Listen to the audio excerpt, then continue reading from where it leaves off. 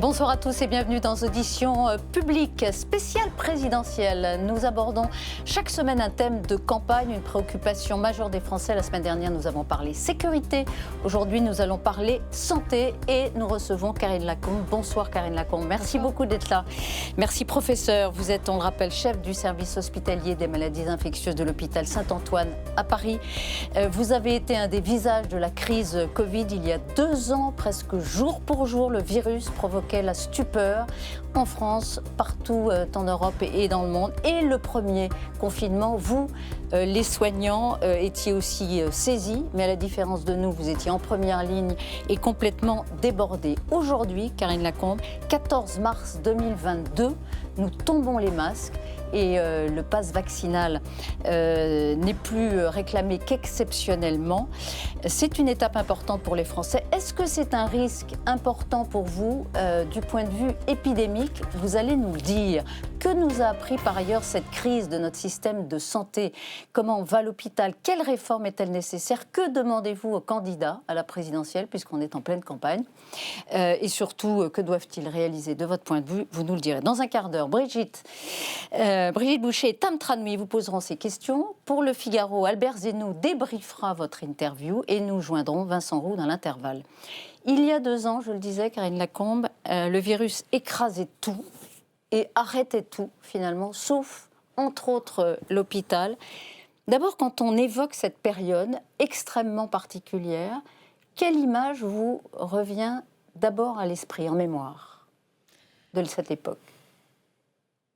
Je dirais que l'image qui me revient immédiatement à l'esprit, c'est ce fameux week-end, juste avant le 14 mars 2020, 12-13 mars 2020, où on attendait depuis 15 jours l'arrivée de la vague épidémique comme on la voyait en Italie. Et on s'est préparé, on avait fait des réunions de préparation, comment on allait s'organiser. Et quand la vague est arrivée, qui n'était pas une vague, mais un tsunami, on s'est rendu compte dans les heures qui ont suivi que tout le travail de préparation qu'on avait fait n'était pas du tout à la hauteur de ce qui nous frappait. Et il a fallu, dans les heures qui ont suivi, les jours qui sont arrivés, qu'on se renouvelle, qu'on innove et que tous les jours, on change de mode de fonctionnement. Et alors, vous parliez de comment l'une des leçons qu'on peut tirer, c'est la façon dont on a dû s'adapter et la preuve de l'adaptabilité qu'on a montrée dans le système public, l'hospitalisation privée qui a rejoint assez rapidement le système public et l'effort considérable que chacun d'entre nous avons dû faire. Et justement, à l'épreuve de cette capacité d'adaptation, c'est vrai que les soignants sont devenus des héros. Rappelez-vous les images, on vous applaudissait sur les balcons. C'était pardon pour l'expression, mais c'était assez dingue quand même ce qu'on a fait à l'époque. Est-ce que depuis, près de vous, qu'il s'agisse de chefs de service, d'infirmières, etc., certains ont craqué, ils sont partis faire autre chose? Alors oui, bien sûr. Alors il y a plusieurs raisons. Donc effectivement, il y a déjà un épuisement comme si quand vous devez faire face à un danger imminent, vous faites face, vous êtes grand devant le danger et vous arrivez finalement à maîtriser le danger. Et puis quand le danger disparaît, vous vous sentez vidé de l'intérieur, vidé émotionnellement, vidé de vos ressources physiques, vos ressources psychiques. Et certains d'entre nous, on se sont dit, moi je vais aller souffler, je vais faire autre chose. Et il y en a qui se sont vraiment autre chose? Il y a du personnel, beaucoup d'infirmiers, infirmières, aides-soignants, aides-soignantes qui se sont engagés dans une procédure de reconversion. Alors beaucoup, je ne sais pas en fait, je ne sais pas le chiffre, mais moi j'ai des exemples ponctuels de personnes qui sont allées voir ailleurs, qui se sont dit non, moi l'hôpital maintenant c'est bon pour moi, je vais voir ailleurs. Donc soit qui sont restés dans la profession, soit pour certains qui ont changé d'orientation. Alors, entre la photo que vous aviez à l'époque de l'hôpital en mars 2020 et aujourd'hui, vous nous direz tout à l'heure ce qui a changé et ce qui doit encore changer. Mais je voudrais qu'on fasse un point de la situation épidémique. Donc aujourd'hui, 14 mars 2022. D'abord, dans votre service, vous, à Saint-Antoine, est-ce qu'il y a des malades Covid? Alors, si on parle de mon service proprement dit, nous n'avons plus de malades Covid. Nous faisons quelques sorties de réanimation, mais nous n'avons plus de malades de la Covid-19 comme on l'a connue il y a 2 ans ou même il y a quelques mois avec la vague Delta. Avec la vague Omicron, on a vraiment un profil de patient complètement différent. On a essentiellement des personnes immunodéprimées qui ont été vaccinées mais chez lesquelles le vaccin n'a pas marché, qui n'ont pas de défense immunitaire qui leur permettent de répondre à la vaccination. Et donc, elles présentent des formes Covid assez... Pas du tout la forme classique, plutôt de la fièvre, une décompensation des maladies sous-jacentes. Donc, pas du tout ce qu'on a pu connaître avant. D'accord, mais ce que vous me dites, c'est que ce que vous voyez venir encore à l'hôpital, ce sont les immunodéprimés, par exemple, qui sont encore touchés. Et les personnes très âgées. Et les personnes très âgées. Et c'est ce qui explique le petit rebond d'hospitalisation de 3%. C'est ce qui pourrait expliquer. Alors pour l'instant, on n'a pas encore de description très précise parce que ce petit rebond est très récent. Donc il faut quand même un petit peu de temps pour qu'on collecte les données, qu'on observe ce qu'il se passe et qu'on puisse décrire et publier. Mais ce que l'on voit actuellement en hospitalisation, ce sont vraiment ces personnes déprimées qui ne répondent pas à la vaccination, des personnes âgées qui n'ont pas non plus répondu à la vaccination ou qui ont été incomplètement vaccinées. Et est-ce qu'on a encore des personnes non vaccinées qui arrivent avec une forme classique ? Très probablement, mais ça reste très à la marge. Alors, ce qu'on voit aussi, et on va regarder le schéma, il est passé, mais en fait, c'est le schéma des contaminations. Il faudrait qu'on regarde un petit peu. Enfin, vous ne le voyez peut-être pas, mais vous le connaissez par cœur. Ces derniers jours, le niveau de contamination reprend légèrement à la hausse. Et ma question, elle est simple. On a enlevé le masque ce matin. On ne demande plus le pass vaccinal dans un certain nombre de lieux où il était exigé. Est-ce que c'est trop tôt, Karim Lacombe ? Je pense qu'il n'est jamais trop tôt, trop tard. Je pense que quand on prend une décision telle que celle de ce matin, où on enlève les gestes barrières dans la plupart des situations, on le prend dans un ensemble avec un faisceau d'indices et un faisceau et surtout une situation actuelle qui est très différente de ce que l'on avait il y a plusieurs mois. On a maintenant une couverture vaccinale qui est quand même extrêmement élevée. Parmi les personnes qui ne sont pas vaccinées, beaucoup ont été contaminées, ont fait des formes modérées, ont des anticorps. On a maintenant des traitements par voie orale qu'on peut donner pour les personnes qui ont des risques de faire des formes graves quand elles vont voir leur médecin traitant. On a maintenant d'autres traitements qu'on peut donner chez les personnes immunodéprimées pour les protéger. On a également des traitements que l'on donne à l'hôpital quand on a de l'inflammation. Donc on a quand même... On a des outils qu'on n'avait pas, évidemment. Exactement. Oui. Qui nous permettent d'affronter sereinement. Je veux dire, pour être simple, le masque, on peut l'enlever, on a le droit. Vous nous dites, oui, vous pouvez l'enlever ? Je pense que oui, on peut l'enlever. Ce n'est pas une obligation. Il faut que les personnes qui se sentent à risque ont le droit de continuer de le porter. Ah bah oui, ça c'est très interdit important. De le porter, hein. Ce n'est pas interdit de le porter, mais vous savez, il y a aussi une incitation collective dans certaines situations. On vous dit non, mais où on va stigmatiser maintenant les personnes qui souhaitent garder le masque. Non, c'est tout à fait respectable. Il ne faut pas les montrer du doigt. Il ne faut pas dire enlève ton masque, t'as peur de quoi ? Bien sûr, exactement. Chacun est libre de cette décision, la porter ou pas porter le masque, dans les espaces où c'est autorisé. Après, il y a des endroits où il est obligatoire de porter le masque, les transports en commun. Je pense que ça, c'est très important. Les aéroports, les gares. Pourquoi ? Les taxis, les établissements hospitaliers, les EHPAD. Les établissements hospitaliers. Ça vous semble indispensable ? Ça, c'est indispensable de continuer, pour l'instant, à porter le masque. Parce que ce sont des endroits où cohabitent des personnes qui viennent de différents horizons, où on ne peut pas forcément retrouver les personnes avec qui on a été en contact, et que si vous avez été en contact avec quelqu'un de malade qui vous connaît, vous allez vous tester, vous allez mettre en place des mesures barrières pour ne pas transmettre, alors que dans les circonstances de transport en commun, etc., ça, c'est pas possible. Alors, vous nous dites, il y a des lieux, vous les avez d'ailleurs listés, où on doit porter le masque encore de façon obligatoire. Est-ce que vous, professeur Lacombe, vous nous dites qu'il y a d'autres lieux où je vous recommande aussi de le garder, quand même si c'est pas obligatoire?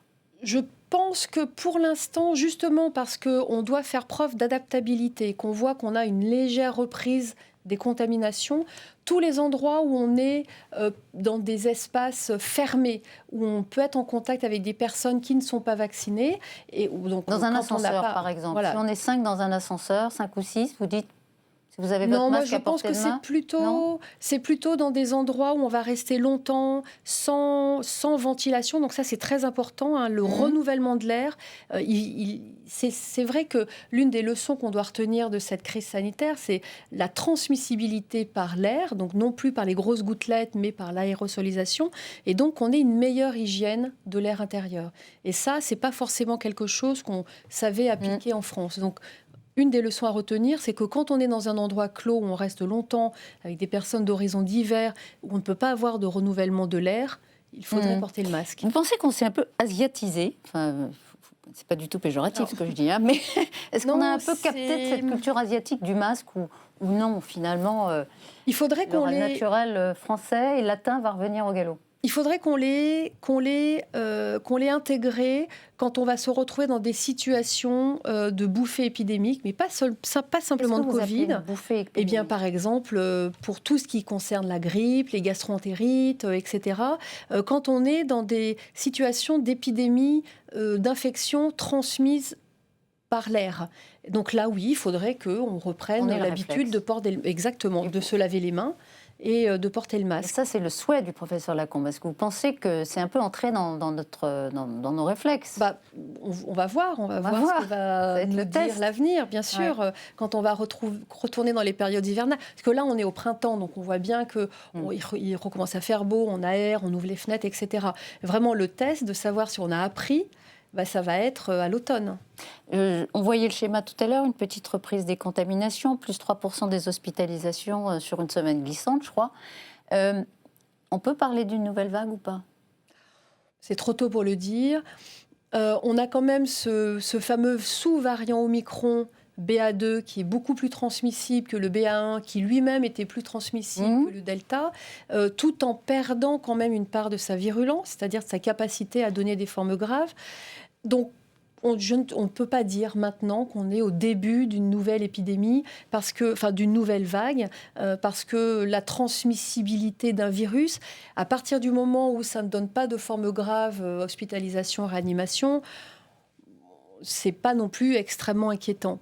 Parce qu'on n'est plus du tout dans le contexte de ce qu'on a connu auparavant. Le professeur Lacombe nous dit qu'on n'est pas, pour l'instant, dans une nouvelle vague. C'est important. Dans un instant, Brigitte et Tam vont poser des questions. Je voudrais élargir un tout petit peu le débat avant qu'on les retrouve. 70% des Français estiment que les questions de santé, malgré tout ce qu'on a vécu depuis 2 ans, sont insuffisamment traitées pendant cette campagne présidentielle. Est-ce que c'est votre avis? Alors, il y a des mesures dans les programmes de chacun des candidats, mais en revanche, l'expression, le fait de porter la santé comme une des préoccupations majeures, non plus des votants, des candidats.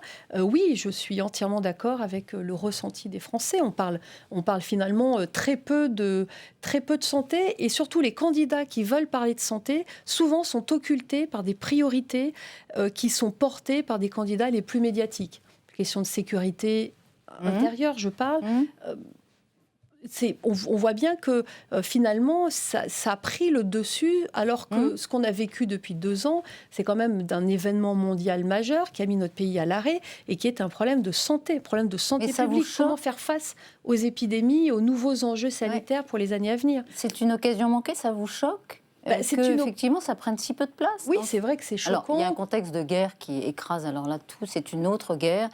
Et elle est tragique, elle est en Europe, on comprend. Mais même avant qu'il n'y ait la guerre, ces questions de santé étaient passées, pas sous le tapis, mais elles devenaient presque secondaires. Elles sont devenues secondaires pour beaucoup de candidats, et elles ont surtout été occultées quand certains candidats ont essayé de remettre sur le devant de la scène les questions de santé. Donc je trouve que c'est très dommage, et maintenant c'est trop tard. De toute façon, l'élection va bientôt arriver, et puis maintenant le débat est occulté par une autre menace qui n'a rien à voir avec ce qu'on a vécu et qui est tout aussi inquiétant. Mais quand même, on voit bien que les questions de santé sont... En tout cas, la question du Covid reste entière. Dès qu'il y a une déclaration, ne serait-ce qu'un tout petit peu alarmiste, les Français sentent que la menace est quand même encore très présente. Et on va avoir l'occasion d'en parler avec vous. On va rejoindre tout de suite Vincent Roux, en direct du Figaro. Bonsoir Vincent. Bonsoir Elisabeth. Bienvenue. Vous avez une question qui vous a frappé, parce qu'elle a aussi frappé les électeurs du Figaro Live, à Karine Lacombe. Oui, bonsoir Karine Lacombe. Alors, on estime, selon les chiffres de la Direction générale de la santé, qu'il y a eu à peu près 16 000 soignants qui ont été suspendus parce qu'ils ont refusé de se plier aux obligations vaccinales. Est-ce que, maintenant que le pass vaccinal est suspendu, est-ce que vous seriez favorable à leur réintégration ? Alors attention, le pass vaccinal est suspendu pour les citoyens, mais l'obligation vaccinale persiste pour les soignants. Et il faut arrêter de faire du Covid une exceptionnalité. Il y a d'autres vaccins qui sont obligatoires pour les soignants. On n'en parle pas. Si un soignant ne veut pas se plier à l'obligation de vaccin, par exemple contre l'hépatite B, il ne peut pas exercer un métier de soins au contact du malade. C'est la même chose avec le Covid. Donc je pense que la règle est là, elle est applicable pour tous les soignants et la levée du pass vaccinal n'enlève pas l'obligation de vaccin pour les soignants. Sachant qu'ils se sont vaccinés pour les autres vaccins qui sont obligatoires, et vu la situation dans laquelle se trouve l'hôpital, la situation très problématique, dramatique en termes de personnel, est-ce qu'aujourd'hui, on peut s'offrir, entre guillemets, le luxe de suspendre 16 000 personnes ? Moi, je retourne la question aux soignants qui ne se sont pas vaccinés, eux qui ont fait un métier de contact, d'empathie, où ils sont là pour soigner les autres. Quand on voit la situation de pénurie dans laquelle on est à l'hôpital, pourquoi ne pas faire ce geste de santé publique, de se vacciner pour pouvoir protéger les autres d'une éventuelle transmission du Covid. Donc je pense qu'il faut regarder aussi de l'autre côté et comprendre que le travail que l'on fait est un travail où on est tourné vers l'autre, un travail d'empathie, où on est là pour soigner les autres. Pour conclure, Vincent. Ils ont été tournés vers les autres. Ils ont été applaudis, ils ont consenti eux aussi des efforts héroïques pendant les vagues de contamination. Et pourquoi ne se vaccinent-ils pas alors ? On ne va pas refaire le débat de la vaccination des soignants ce soir, mais c'était très intéressant que vous répondiez à cette question de Vincent Roux. Question très pertinente, naturellement, parce que ça n'allait pas de soi. Et les choses valent mieux quand elles sont dites. Merci beaucoup, Vincent. Bonne soirée. À vous, je vous présente Brigitte Boucher et Tam Tranoui, et qui vont maintenant revenir avec vous sur la situation à l'hôpital et l'épidémie. Brigitte. Bonsoir, Karine Lacombe. Bonsoir. Le Premier ministre a annoncé hier une 4e dose pour les personnes de plus de 80 ans et les immunodéprimés. Elle est uniquement recommandée. Est-ce que pour vous, il faudrait la rendre obligatoire ? Je pense que les personnes âgées, alors je vais apporter une petite nuance. La très grosse majorité des personnes âgées qui se sont vaccinées 3 doses ont bien conscience que si on leur a demandé de se vacciner, c'est parce que la réponse à la vaccination diminue avec l'âge à cause d'une moins bonne efficacité des défenses immunitaires, enfin de la réponse des défenses immunitaires à la vaccination. Donc cette 4e dose, elle n'est pas rendue obligatoire, elle est conseillée parce qu'on sait que la plupart d'entre eux vont admettre cette 4e dose pour améliorer leur système. Donc vous les encouragez fortement je les encourage fortement. Est-ce qu'il faut la rendre obligatoire ? Je ne suis pas sûre que ça augmenterait de façon considérable l'accès à cette 4e dose. Vous voyez, c'est tout le temps appuyer une mesure aussi importante avec le degré de persuasion qu'on peut y mettre. Vous parliez tout à l'heure de personnes immunodéprimées qui étaient pourtant en réanimation aujourd'hui. Est-ce que ça sert à quelque chose de vacciner les immunodéprimés du coup ?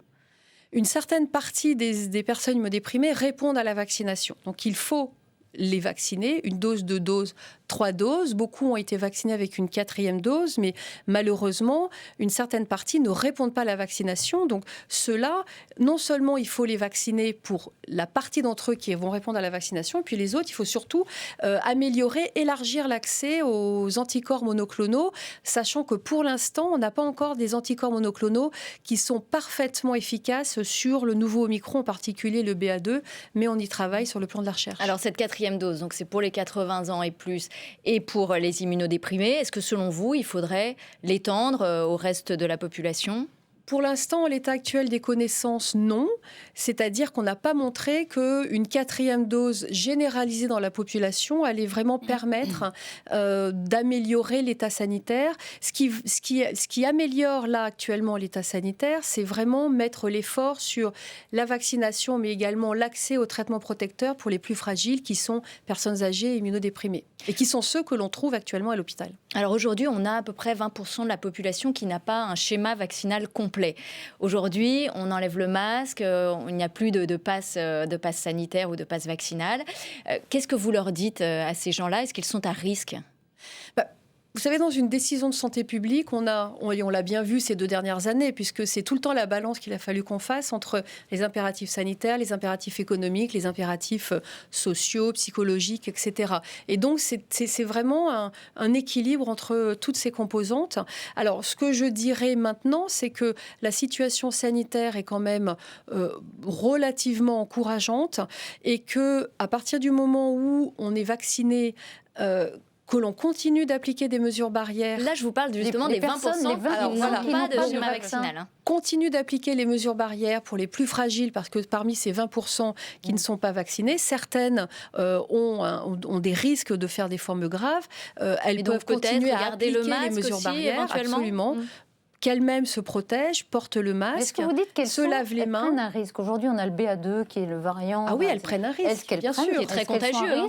Et en plus, elles parmi ces 20%, les vaccinés, quelles recommandations vous leur faites? Parmi ces 20%, celles qui ont des facteurs de risque de faire des formes graves, évidemment, elles prennent un risque. Bien sûr, elles prennent un risque pour elles-mêmes. Même Qu'il y a 2 ans, dans le fond. Alors, probablement que le variant Omicron a une forme d'expression, donne des formes cliniques qui sont un peu différentes de ce qu'on avait il y a 2 ans. Y compris pour les personnes vierges de toute vaccination. Y compris pour les personnes vierges de toute vaccination. Mais on ne peut pas prédire si elles vont faire une forme grave ou pas. Donc c'est un risque qu'elles prennent en connaissance de cause, parce que depuis 2 ans, on sait ce que donne le Covid.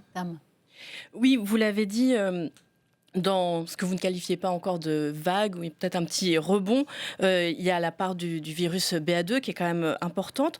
Comment est-ce qu'on peut caractériser ce virus? Vous l'avez dit, il est plus contagieux, il est moins dangereux. En quoi? Il est structurellement moins dangereux? Alors, donc c'est un virus qui est beaucoup plus transmissible. On voit dans la souche originelle... Que l'Omicron encore? Alors, que le Delta, que tout ce qu'il y a eu avant? La souche Omicron et probablement le BA2 est un peu plus transmissible. Donc, le BA2 un peu plus transmissible que le BA1, c'est pour ça qu'il prend le dessus maintenant. Et Omicron est nettement plus transmissible que toutes les souches virales qu'on a eues auparavant. Le champion du monde de...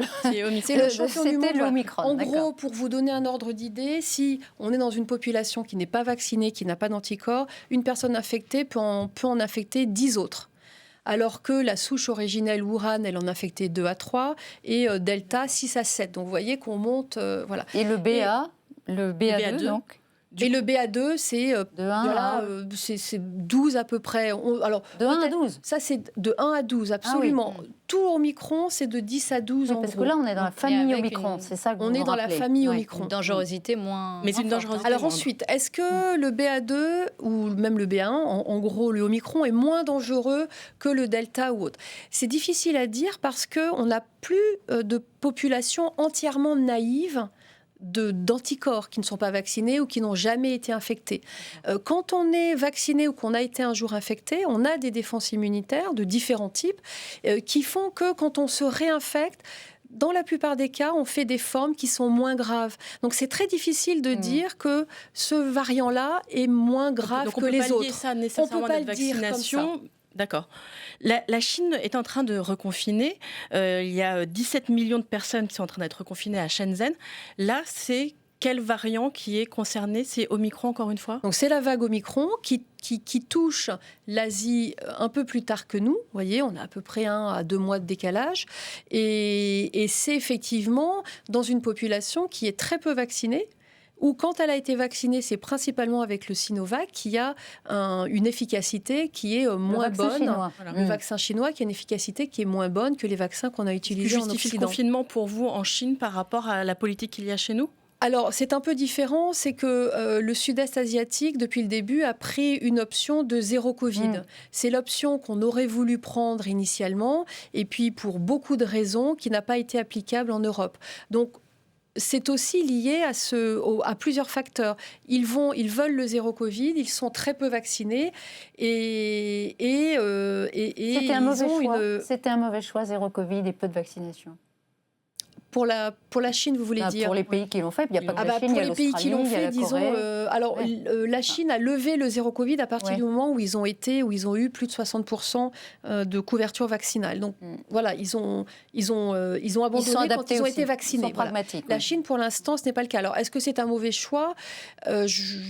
Je ne sais pas. Disons que c'est l'option qu'ils ont prise. Vous nous parlez de variants, on a l'impression qu'ils sont tout de même de moins en moins dangereux, en tout cas compte tenu de la couverture vaccinale, etc. Mais est-ce que vous guettez l'arrivée aussi d'un variant qui pourrait être plus agressif? On n'est pas à l'abri. On ne sait pas ce que l'avenir nous réserve. C'est possible.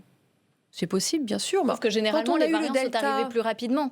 Là, pour l'instant, on est toujours sur le BA2. Ça fait un mois. Donc, c'est quand même...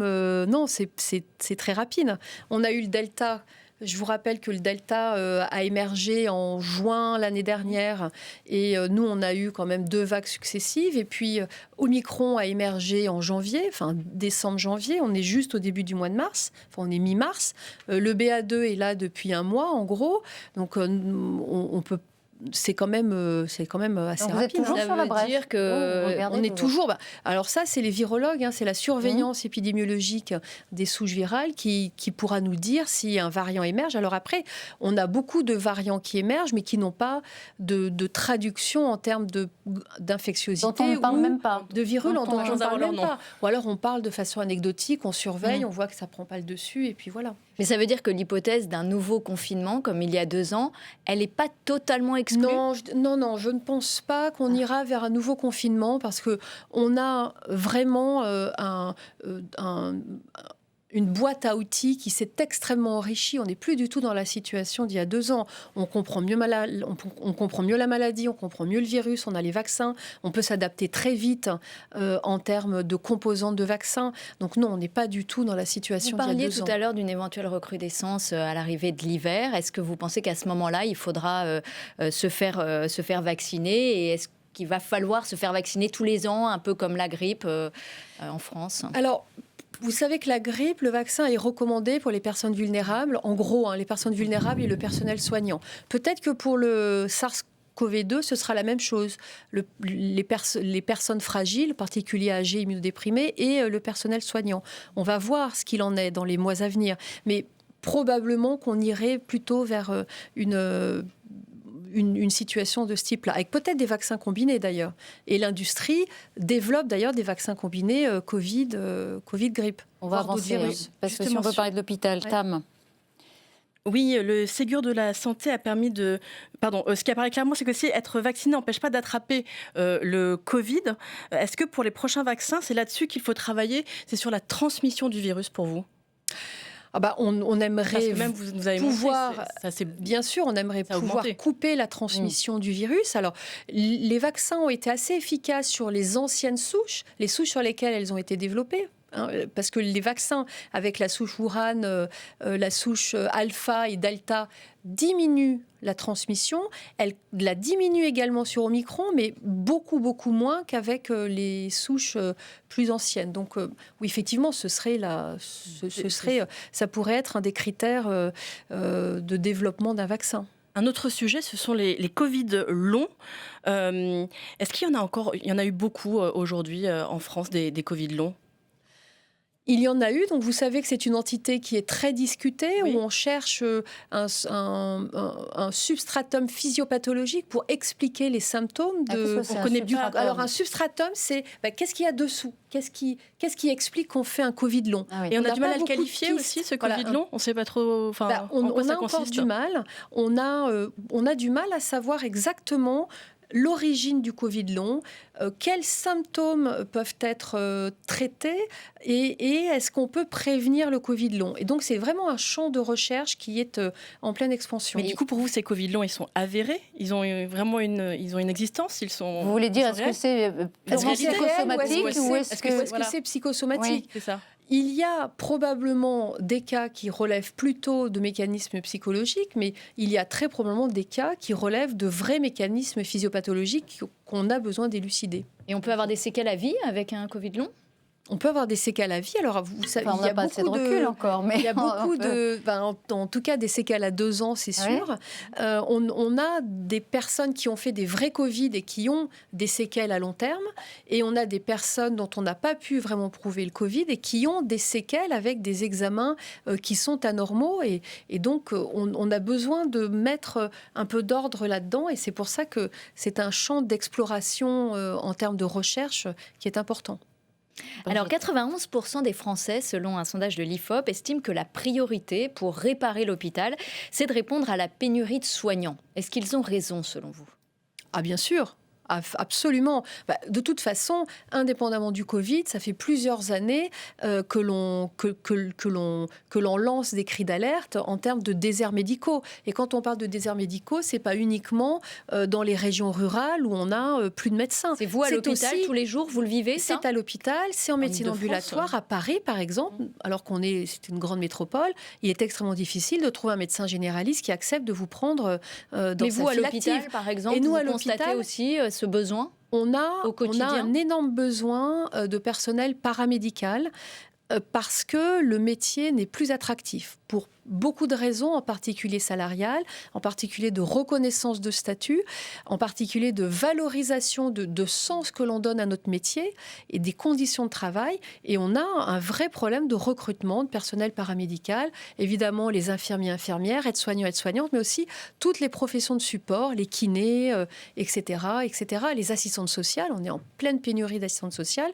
Sans assistantes sociales, on n'arrive pas à travailler à l'hôpital.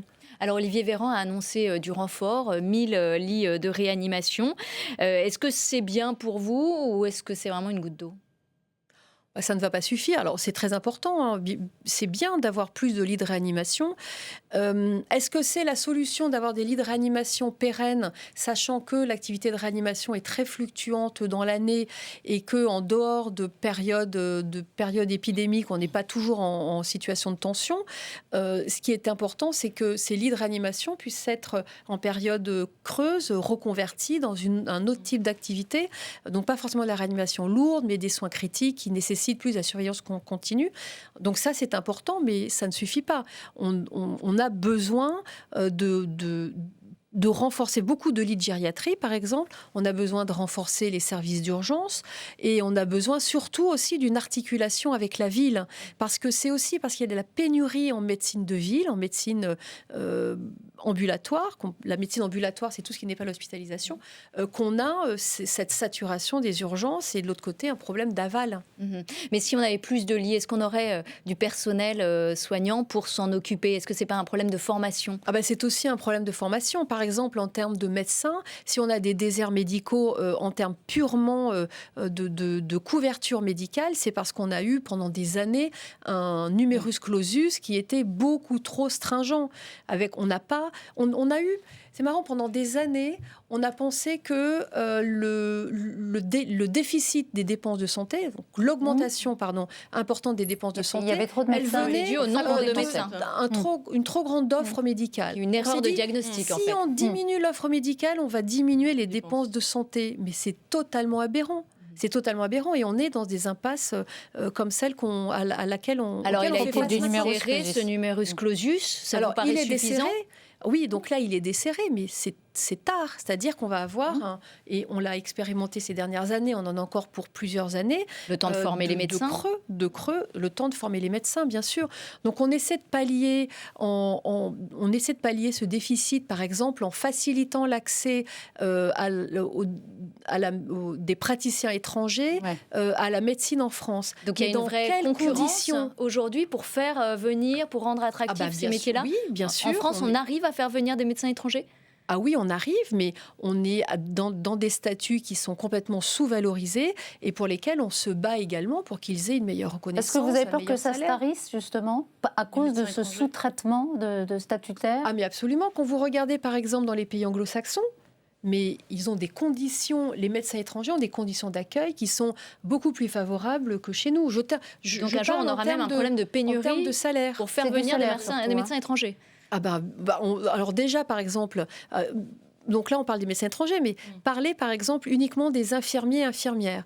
Dans les pays anglo-saxons, pour celles d'entre elles qui parlent qui parlent anglais ou encore, par exemple, au Canada, on leur offre des conditions de travail et de salaire qui sont bien meilleures que les nôtres. Mais quand vous dites bien meilleures, c'est pas du simple au double, c'est quoi? Non, mais les conditions de travail, c'est-à-dire qu'en France, une infirmière doit s'occuper de 12 à 15 patients en médecine conventionnelle. Au Canada, c'est 6 à 7. Ça, alors là, à salaire égal, demandez à l'infirmière où elle préfère aller travailler. Oui. Justement, on va parler un petit peu de ces réponses qui ont été apportées d'abord par le gouvernement avec le Ségur de la santé. Il a quand même permis de valoriser la rémunération de nombreux soignants, les infirmiers, les aides-soignants. Il a même été étendu à des métiers oubliés du médico-social ces dernières semaines. Est-ce que c'est pour vous suffisant pour répondre à cette crise des vocations ? C'est important parce que ça a représenté pour certaines infirmières 10% d'augmentation. Donc c'est important, c'est pas du tout négligeable et c'est un effort de la société, de l'État, parce que l'État c'est nous, donc c'est nous qui avons aussi fait globalement cet effort. Vous saluez cet effort ? Je salue cet effort, mais c'est pas suffisant. Ou c'est une augmentation? Non, c'est un rattrapage. C'est un rattrapage. Donc il faut aller au-delà pour vous? Il faut aller au-delà, il faut augmenter le recrutement. Donc on entend beaucoup de chiffres, parce que là on est en période préélectorale, on va embaucher 15 000, 20 000 soignants en plus et tout. Oui, c'est important parce qu'on a bien vu que ce qui nous a manqué pendant cette pandémie, ça a été le personnel soignant. Et heureusement qu'à la première vague, on n'a été que 2 régions majoritairement touchées, l'Île-de-France et le Grand Est. Imaginez que toute la France ait été touchée de façon aussi importante que l'Île-de-France et le Grand Est. Mais on n'aurait pas fait face. Parce que si on a pu faire face, c'est parce que tous nos collègues de province sont venus nous aider. Donc, c'est des réalités et c'est les leçons à tirer de cette pandémie. Vous avez comparé à l'instant la manière d'exercer son métier en France et au Canada. Justement, qu'est-ce qu'il faudrait améliorer en France pour vous? À quel ratio il faudrait arriver entre les soignants et les patients? Qu'est-ce qu'il faudrait faire pour que les journées à l'hôpital soient meilleures, moins longues, soient plus attractives pour les soignants? Il faut que... Alors, il y a beaucoup de... L'amélioration des conditions de travail de notre personnel, en particulier paramédical, est extrêmement important. Il faut qu'il y ait un ratio malade-soignant. Alors moi, je parle infirmière, beaucoup plus faible. C'est-à-dire qu'il ne faudrait pas dépasser 8 à 9, à la limite 10. On est à combien aujourd'hui ? Ça dépend dans quelle structure, mais ça peut monter jusqu'à 15. Et en fait, quand vous avez une infirmière pour 15 patients. Voilà. Et quand vous êtes à une infirmière pour 15 patients, un aide-soignant pour 15 patients, vous ne pouvez pas apporter le soin, la qualité de soins qu'on devrait attendre de l'hôpital public. Et 1 à 10, ça vous semble déjà un effort 1 à 10, et ça apporterait vraiment une amélioration dans le traitement des... Ah oui, quand même. Pire, mais est-ce que bien sûr. Mais après, tout dépend aussi de la lourdeur des soins. Je veux dire, quand on a un service où ça tourne vite, où les patients restent 3-4 jours et ils partent, par rapport à un service de gériatrie, par exemple, où les soins sont extrêmement lourds, ou un service de neurologie avec des personnes très, très handicapées, accidents vasculaires cérébraux, etc., c'est pas pareil. Donc, il faut aussi mettre en lien la lourdeur du soin avec le nombre de personnel. Et pour changer ces règles, est-ce que pour vous, il faut mettre plus de médecins, mettre des médecins dans la gouvernance des hôpitaux? Ah oui, c'est essentiel, bien sûr. Et d'ailleurs, on a vu, là, pendant la crise sanitaire, on a travaillé main dans la main avec le personnel administratif, les directeurs d'hôpitaux, etc. Ça s'est extrêmement bien passé parce que toutes les décisions ont été prises ensemble. Et toutes les décisions ont été prises par rapport à la réalité de terrain. Et c'est ça que l'on essaie de faire remonter. Il faut que les décisions soient prises localement en fonction des réalités de terrain. Or, pour l'instant, toutes ces dernières années, le poids de l'administration a été très fort. Mais ce n'est pas le directeur d'hôpital lui-même. on a bien vu que tout le monde est de très bonnes composantes et cherche à faire du mieux possible. Mais quand les ordres viennent d'en haut de diminuer les dépenses hospitalières et qu'on est là, directeur d'hôpital, appliquer des politiques qui viennent d'en haut et qui sont des politiques qui sont là pour gérer la pénurie, ça ne peut pas bien se passer. Alors, il y a la gouvernance et puis il y a la gestion. Le gouvernement veut mettre fin à la tarification à l'acte. Est-ce que c'est une méthode qui vous semble inadaptée, vous, au fonctionnement de l'hôpital ? En fait, la tarification à l'acte, c'est une bonne méthode quand on fait des soins type chirurgicaux. Les soins chirurgicaux. Mais quand on est à l'hôpital public, où on s'occupe de patients très défavorisés, de personnes très âgées, qui peuvent rester très longtemps à l'hôpital parce qu'il n'y a pas de structure d'aval adaptée. Quand on doit prendre des personnes en charge des personnes avec des maladies chroniques très lourdes, on voit que c'est pas adapté. C'est pas adapté parce que nous, on nous dit, vous savez, la tarification à l'acte, vous avez une pathologie, en gros, c'est 8 jours pour la prendre en charge. Si votre patient reste 15 jours, vous êtes pénalisé. Mais s'il reste 15 jours, ce n'est pas parce qu'on se tourne les pouces, c'est parce qu'il présente, on n'a pas de lit d'aval pour qu'il puisse faire une convalescence satisfaisante. C'est un patient qui n'a pas de moyens pour qu'on puisse le faire retourner à domicile, etc. Donc, c'est beaucoup de composantes auquel l'hôpital public doit faire face et la tarification à l'acte ne répond pas à ces contraintes-là. Donc ça nuit finalement au fonctionnement de l'hôpital ? Ah bah oui, ça nuit au fonctionnement de l'hôpital parce Mais que tout est quand on acheté, dépasse... il faut changer de système complètement, même si Jeter le bébé avec Non, pour je les pense qu'il faut opérations, adapter. c'est bon. Je pense qu'il faut adapter, il faut avoir un système mixte qui prenne en charge, enfin qui prenne en compte les contraintes du système hospitalier. Mais là, on parle beaucoup de l'hôpital, mais il y a aussi toute une réforme de la médecine ambulatoire à faire également. Vraiment qui est déjà mieux bien articulée, enclenchée quand même, non ? qui est enclenchée, mais il faut qu'on aille plus loin. En 2 mots, comment ? Bien, en 2 mots, par exemple, essayer de enfin résoudre ce problème de pénurie médicale. Et ça, c'est le problème de la démographie. Pénurie médicale pour que l'hôpital ne se retrouve pas submergé avec des urgences qui saturent et une dégradation de la qualité de vie à l'hôpital. Il reste quelques minutes pour parler d'un sujet qui nous tient à cœur, c'est les EHPAD. Oui, on a beaucoup parlé de la maltraitance dans les EHPAD, notamment avec les révélations du livre Les Fossoyeurs de Victor Castanet. Est-ce que ces révélations, elles vous ont, vous, étonné? Elles Vous ne avez l'air de m'ont dire que non. Non, elles ne m'ont pas étonnée. Alors après, on a eu vraiment des exemples très précis et très difficiles de ce qui se passe. Ça vous a pas étonné? Parce que nous, vous on aviez voit déjà bien, entendu ces histoires. Oui, on a déjà entendu ces histoires. Et puis surtout, on voit arriver à l'hôpital. Ça arrive à l'hôpital, ce genre de choses? Non. Parce que là, on parle de maltraitance. Quand même. On voit les personnes des EHPAD, oui. Excusez-moi, on voit les personnes des EHPAD arriver à l'hôpital et parfois dans des conditions Mais du coup, vous confirmez extrêmement cette maltraitance qui a pu être dénoncée? Des exemples de maltraitance. Vous avez vu des personnes arriver d'EHPAD dans des situations... Bien sûr, et on a déjà fait des signalements, etc. Bien sûr. Une dernière question, on est dans un contexte de guerre, bien sûr, la guerre contre l'Ukraine. On a fermé dans ce contexte des médias qui sont jugés propagandistes, dangereux. Est-ce que vous auriez souhaité qu'on fasse de même avec des médias qui ont été propagateurs de fausses informations pendant la pandémie? Ça, c'est... En fait, c'est vrai qu'on est toujours... En France, on défend la liberté d'expression. Oui. Ça, c'est extrêmement important. En revanche, on ne peut pas défendre la liberté de désinformer. Et c'est vraiment ce dont on a manqué pendant ces 2 ans, c'est-à-dire d'organismes de contrôle officiels qui luttent contre la désinformation. Ce n'est pas normal que ce soit des citoyens qui doivent se constituer en comité, en association pour lutter contre la désinformation. Et on a manqué de ce contrôle plus officiel de lutte contre la désinformation, c'est clair. Et d'ailleurs, il y a des médias que vous visez en particulier, pour vous qui ont vraiment... Des médias, oui, des médias, en particulier beaucoup de médias, qui n'ont pris de médias que le nom, en particulier sur le web, où il y a moins de où il y a moins de filtres, en fait, où il y a moins Vous de avez quitté contrôle. les réseaux sociaux, vous, à une époque? Alors, oui, j'ai quitté les réseaux sociaux, puis après, je me suis dit, après tout, c'est Pourquoi? pas Parce à moi que vous de étiez partir. insultée, vous étiez menacée? Oui, parce que parce qu'à un moment, j'ai vraiment été envahie par ce qui pouvait se déverser comme haine par les réseaux sociaux. Après, oui, on sait, sur les réseaux sociaux, il y a moins de contrôle. Ça, c'est évident.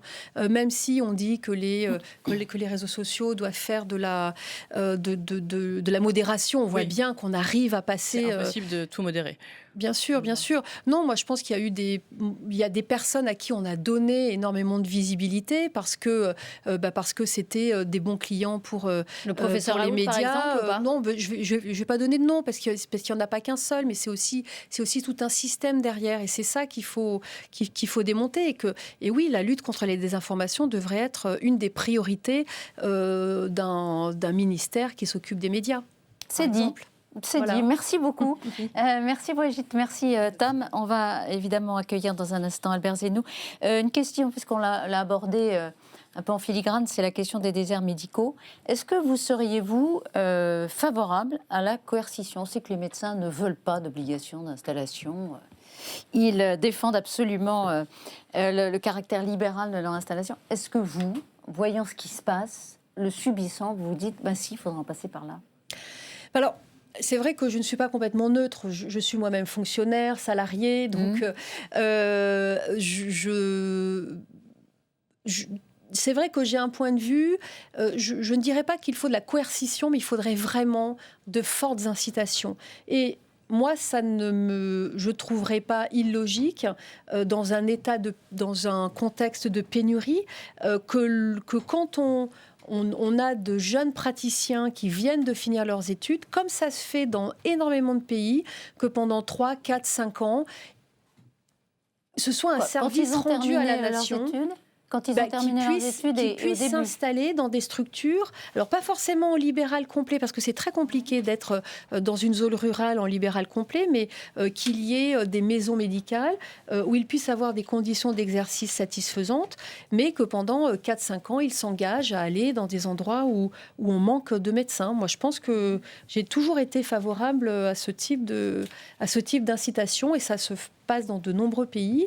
Alors, je sais que beaucoup de collègues qui exercent en médecine libérale vont être peut-être choqués par ça. Mais un peu froissés. Mais oui, vous dites, oui, il faudra en passer par là. Alors, est-ce qu'il faudra en passer par là? En tout cas, c'est une option dont il faut discuter et il faut dialoguer et essayer de trouver des compromis sur ce terrain-là, oui. En tout cas, c'est un sujet de la campagne présidentielle. Quand il n'y aura plus de pénurie parce qu'on formera beaucoup de médecins, peut-être que qu'on pourra retourner à une activité beaucoup plus libérale de la médecine. Vous dites on peut imposer cette obligation à titre provisoire jusqu'à ce que la population médicale soit suffisante par exemple pour soigner les Français. Bonsoir Albert Zenou, merci d'être avec nous, rédacteur en chef du service politique du Figaro. Vous avez écouté Karine Lacombe. Oui, avec beaucoup d'intérêt, en plus et avec bonheur, puisque vous nous avez dit que la 5e vague n'allait sans doute pas venir. En tout cas, vous avez un discours très positif. Est-ce que, par ailleurs, puisqu'aujourd'hui on fête la suspension du pass vaccinal et la fin du port du masque dans les lieux publics, est-ce qu'il aurait été possible de faire ça avant? Quand on sait que dans d'autres pays, je pense à l'Angleterre, aux États-Unis, ces mesures de restriction ont été levées plus tôt que nous. Est-ce qu'il aurait été possible? En Angleterre, ils ont été aussi touchés plus tôt que nous par la 5e vague. Donc on avait à peu près un mois de décalage. Donc c'est pas non plus illogique que, ayant été touchés plus tôt que nous, ils décident de lever les mesures plus tôt que nous. Voilà. Non, moi je pense que pourquoi les avoir levés plus tôt? Je pense que tout ce que l'on gagne en termes de consolidation de la maîtrise épidémique, de la couverture vaccinale, etc., c'est toujours ça de gagner. Oui. Et donc cette envie de s'ouvrir et d'aller vers plus de liberté, elle est commune à tout le monde. Est-ce que aujourd'hui, là encore, je reviens sur ce message positif.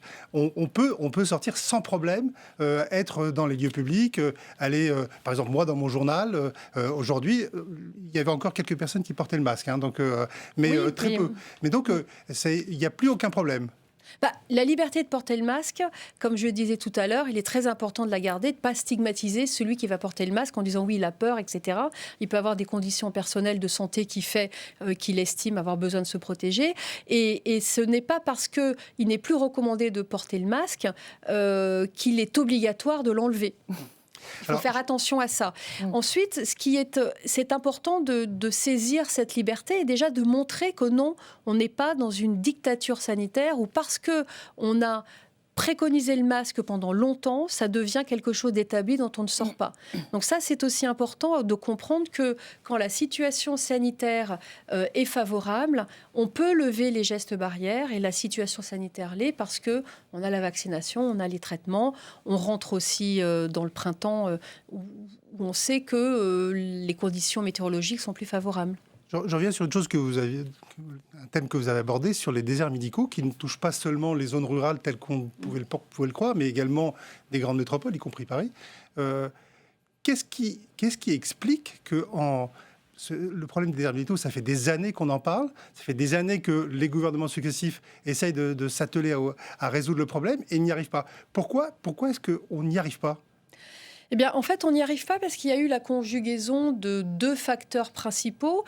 D'abord, un grand nombre de médecins qui sont arrivés à l'âge de la retraite, donc qui sont partis. Et en même temps, un numerus clausus très stringent qui n'a pas formé autant de médecins que de médecins qui partaient à la retraite. Et l'une des raisons principales, c'est qu'on s'est dit, beaucoup de dépenses de santé, on va restreindre l'offre et ça fera baisser le recours aux soins, ce qui était une aberration puisque la population vieillit, la population qui vieillit est plus comorbide, on a des nouveaux traitements innovants, etc. Les gens vivent plus longtemps, ils sont plus malades, donc c'est un peu le serpent qui se mord la queue et on n'a pas apporté une réponse, on n'a pas assez anticipé ce fait de société-là. Et donc, voilà, les déserts médicaux se sont installés. Après, pour répondre à un désert médical, un médecin, ça met 10 ans à être formé. Et ça, c'est une erreur. 10-15 ans à être formé. Donc, c'est une erreur des politiques, oui, c'est une erreur. Des technocrates, un peu des deux. Enfin, c'est comme, puisque des deux, je pense des deux. On n'a pas eu non plus des défilés de médecins dans la rue, sauf erreur, qui disaient non, vous vous trompez complètement, vous allez voir dans 10 ans, on va payer le numerus clausus. Non, il y a eu beaucoup de manifestations. Alors, c'est beaucoup, mais les manifestations sont beaucoup parties de l'hôpital public. Donc, évidemment, l'hôpital public a manifesté pour les urgences et tout, mais en filigrane... Ils se sont plaints. Mais au moment où les politiques prenaient des décisions qui ont engagé effectivement des conséquences terribles pour l'hôpital, on ne se souvient pas d'une protestation majeure du corps médical. À ce moment-là, il était assez passif. Je veux dire par là que ce n'est pas que les politiques, peut-être. Non. Alors déjà, de toute façon, le milieu médical n'est pas un milieu médical qui descend facilement dans la rue pour manifester. Franchement, des manifestations de médecins libéraux, voilà. C'est une image. Mais quand on a... il y a eu beaucoup... Non, il ne faut pas croire. Il y a eu beaucoup d'alertes qui ont été lancées. Je parle sous le contrôle d'Albert Zeynou. Il y a eu beaucoup de ministres de la Santé qui étasont eux-mêmes médecins et qui ont pris ces décisions. Essentiel. D'ailleurs. On peut le dire. Est-ce qu'il y a deux thèmes qui sont ressortis de cette campagne, qui est presque finie. C'est à la fois le thème de la santé, le thème de l'immigration, de la sécurité, en tous les cas de l'immigration. Et là, on vient sur le thème des médecins étrangers. Est-ce que c'est un des moyens efficaces de pallier le problème du manque de personnel ? Est-ce qu'il faudra toujours avoir recours à des médecins étrangers ? Évidemment, quand on est dans un système de pénurie, faire appel à la main-d'œuvre étrangère est quand même un des moyens très rapides de pouvoir pallier le manque de personnel. Donc oui, et on a beaucoup de collègues étrangers qui sont très bien formés et qui peinent à avoir un statut au regard de leurs compétences, à avoir un salaire au regard de leurs compétences, même si les choses s'améliorent petit à petit. Et c'est évident que c'est une des voies pour répondre à un problème très rapidement. Mais évidemment, il ne faut pas se baser uniquement sur l'appel d'air des médecins étrangers. Alors, pourquoi ? C'est parce que c'est aussi une chose à laquelle on ne pense pas, c'est qu'on draine des ressources humaines qui sont formées dans un pays et qui va perdre ces ressources humaines au profit d'un pays occidental. Donc ça aussi, on voit que ce n'est pas un système qui est pérenne. Il faut que chez nous, on forme plus de médecins, plus de personnel soignant, infirmiers, etc. Et est-ce que l'objectif de former plus de médecins réaliste? Est-ce que les moyens sont en regard des besoins que vous formulez? Effectivement, il faudra 10 ans pour que, aujourd'hui, l'étudiant en médecine qui rentre en première année sorte diplômé. Est-ce que l'hôpital, est-ce que l'université française est en mesure de former plus de médecins? Alors oui, ça personnels médicaux, c'est une excellente question. Est-ce que les universités françaises sont en capacité d'accueil et en capacité de formation? Alors, il y a un potentiel d'ajustement, puisqu'on a quand même ces dernières années déjà augmenté le numerus clausus. Si on devait encore plus l'augmenter, alors, et en fait, on peut l'abolir également et faire en sorte que ce soit qu'il y ait un numerus apertus d'ailleurs local, régional, qui permette de fixer la formation du nombre de médecins dont on a besoin. Donc ce numerus apertus, lui, nécessite qu'on augmente les capacités d'accueil des facs. Alors ça c'est en discussion, hein. c'est déjà en cours, mais c'est sûr qu'il faut que ce soit amplifié. Donc on voit que c'est toute une chaîne qu'il faut refondre. Mais pour rebondir sur cette excellente question, pour les candidats qui disent on veut la fin du numerus clausus, si il la décrétait le 25 avril au matin, au lendemain du deuxième tour, est-ce que l'université française aurait les moyens d'accueillir tous ceux qui aujourd'hui sont candidats? La réponse de toute est non. façon, non, mais en même temps, comme dans toute filière, il y a tout de même une sélection à faire parce qu'on veut former des professionnels qui vont pouvoir faire face à toutes ces années d'études et qui ont les qualifications pour pouvoir s'engager dans une filière médicale. C'est puissant. Forcément, il y aurait... Aujourd'hui, la sélection est trop forte. Pendant de très nombreuses années, bien sûr. Et je pense qu'on a perdu des jeunes qui avaient vraiment la vocation à être médecins et parce qu'ils ont eu affaire à un concours extrêmement sélectif, pas toujours sur les bons critères de sélection d'ailleurs, on s'est privé de bons professionnels. Les choses changent. On a quand même fait une réforme profonde du premier cycle des études médicales. Voilà, je pense qu'il faut continuer à aller dans ce sens-là. Dernière question, Albert, pour vous. Et avec, sur la coercition, justement, l'un des moyens de lutter contre les déserts médicaux, cette coercition de forcer des médecins, plutôt libéraux, hein, aller s'installer dans des déserts médicaux. Est-ce que c'est une réponse plus politique ou sanitaire? Oh, c'est une réponse sanitaire. Je pense que c'est une réponse sanitaire. Alors après, est-ce que ça doit passer par la coercition? Je trouve que c'est dur, la coercition. Je pense qu'il faut qu'il y ait des discussions, il faut qu'il y ait des incitations fortes pour que des jeunes médecins ou même moins jeunes... Ça ne plaît pas aux médecins, et notamment aux jeunes médecins. On leur fait supporter souvent des décisions qui ont été prises avant. Oui, mais vous savez, la mentalité change parce qu'une bonne partie veulent continuer à s'installer en libéral, mais beaucoup souhaitent également plutôt s'installer dans des activités salariées, dans le cadre de maisons de santé, où l'organisation des soins peut se faire en bonne intelligence avec le maintien d'une vie de famille de qualité. Et donc, vous voyez, les choses changent, il faut accompagner ce mouvement. Merci beaucoup. Merci Karine Lacombe d'avoir été avec nous. En un mot, ça vous a soudé l'hôpital, la crise ? Ça nous a soudés, je dirais que oui. Ça nous a fait travailler en collaboration avec tout le personnel administratif qu'on n'avait pas plus cloisonné avant. Voilà, c'était beaucoup plus cloisonné, on travaillait beaucoup plus en silo et j'aimerais qu'on garde cet esprit, oui. C'est important parce que la qualité de vie à l'hôpital, elle passe aussi par là, par le bonheur qu'on a d'aller y travailler et de faire correctement notre métier dans des bonnes conditions. C'est une jolie phrase pour finir. C'est l'émission, le bonheur d'aller travailler. Merci beaucoup Karine Lacombe de nous avoir accompagnés. Merci beaucoup Albert Zenou d'avoir conclu cette émission ensemble. On se retrouve bien sûr pour Audition publique la semaine prochaine à 19h30 sur LCP et Public Sénat. Bonne soirée à vous.